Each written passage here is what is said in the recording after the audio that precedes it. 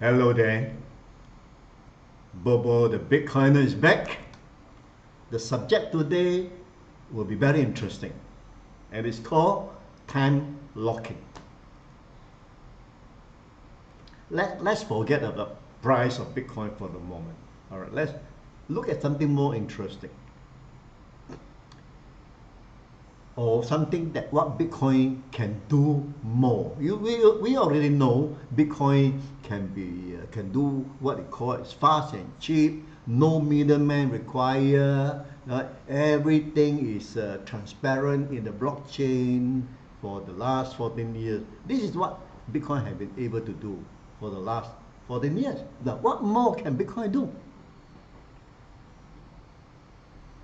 You know, the more I dive into Bitcoin's rabbit hole, the more I'm discovering more salutary superiority of what Bitcoin can do to or for humanity.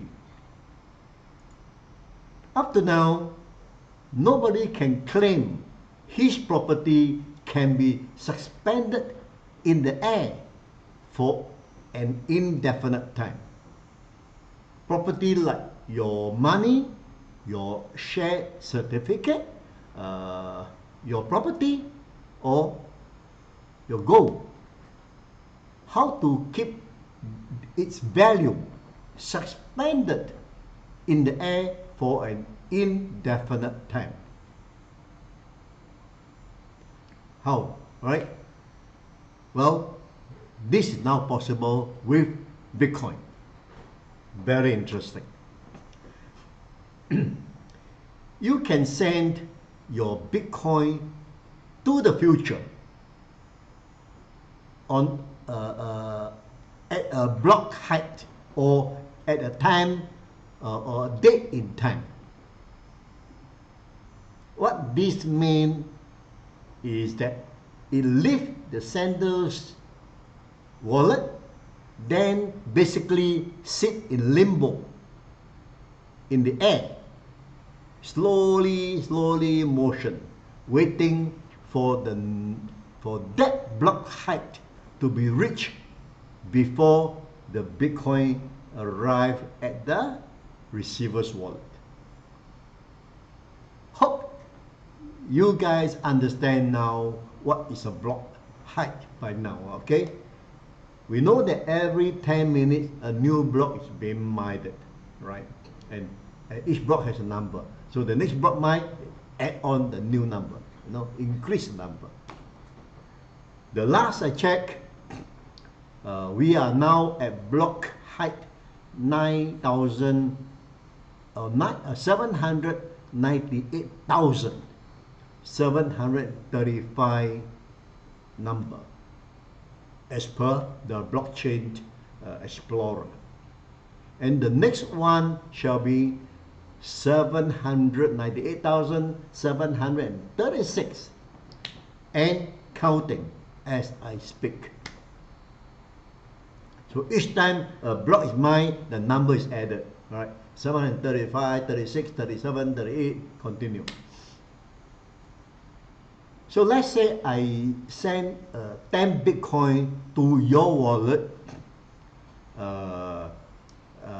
and time lock it at a block height of, let's say, 995,800. All right, calculated to roughly in year 2026, for example. It means by 2026, at a certain date, when the block height 995,800 is reached, your wallet will be automatically credited with 10 Bitcoin. There's no system in this world that you can do things like that. While in limbo, it is basically the coldest of the cold wallet. So even if the receiver has his own private key, he still can't break the time lock, as it has not yet due. That represents a huge upgrade in security. 1 cent, and let's say that time lock is 3 years later. If someone hold a gun to my head, this is interesting.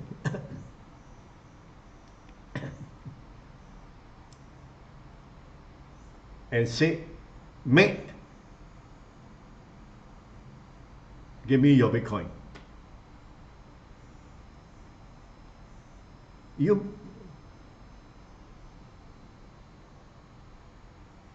may have a chance to tell the robber, all right, sorry mate, my 10 Bitcoin has already been sent to the time lock.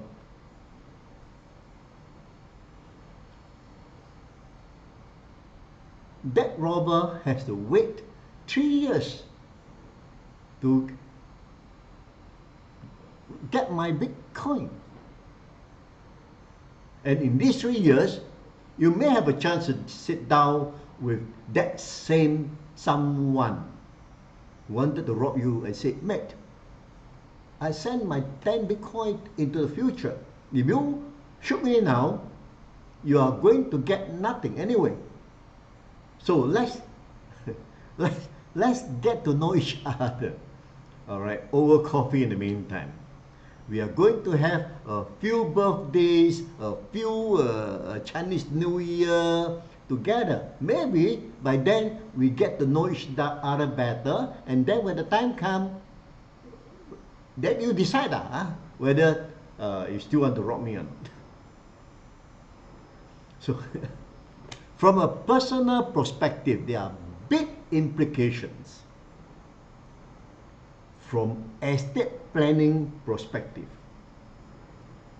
this solves a lot of problem for very wealthy family that they want to see their legacy basically endure into the future. Imagine the time lock of 10 Bitcoin to each of your children or grandchildren. This is the first asset that is basically above the law. You can send anything into the future, and regardless of any legal degree, the law is powerless to stop what has been instituted on the cryptographic basis. What we see here is a cryptography trumps over any legal state. And this is going to be very difficult for the legal profession and the government to basically understand that in the universal law. Cryptography is at the very top of it. And all that man-made structure going to be sequestered under that.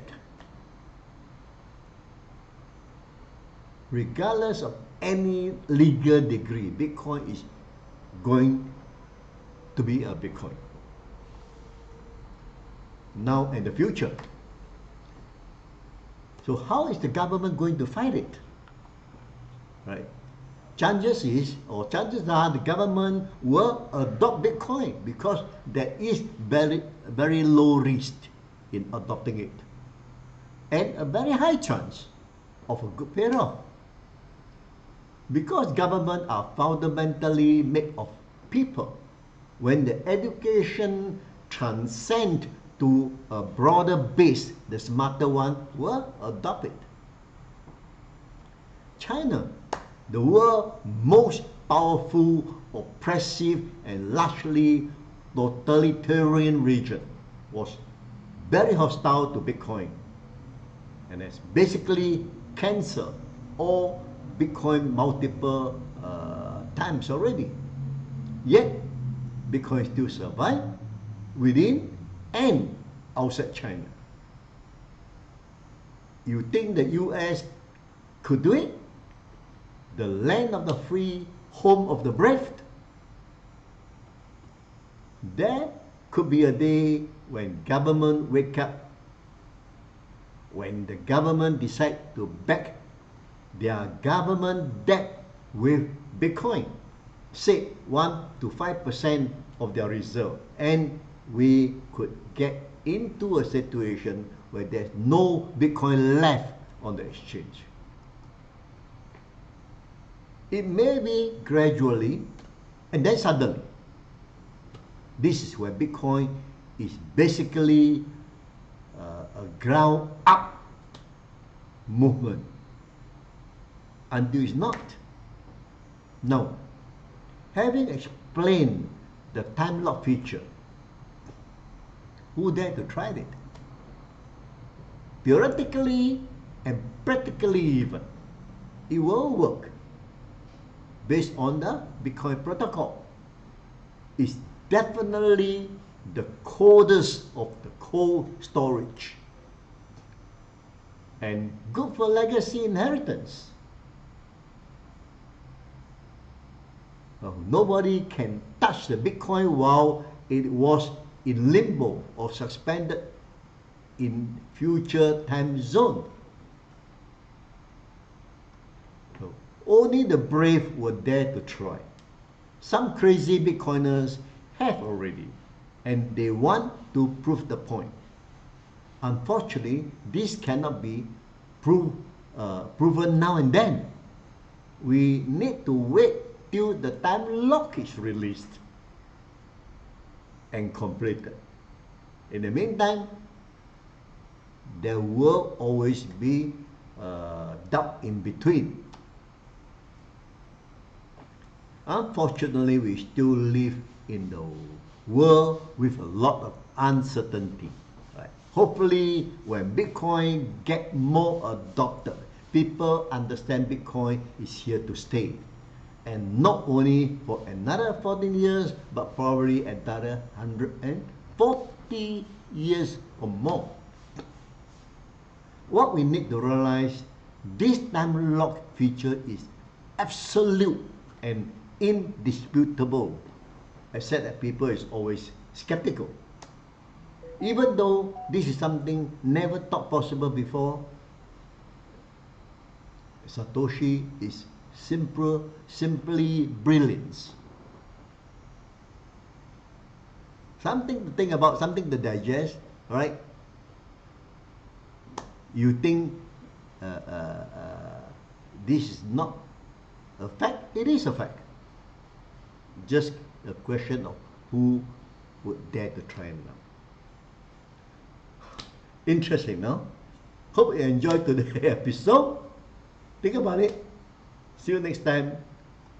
Bye-bye.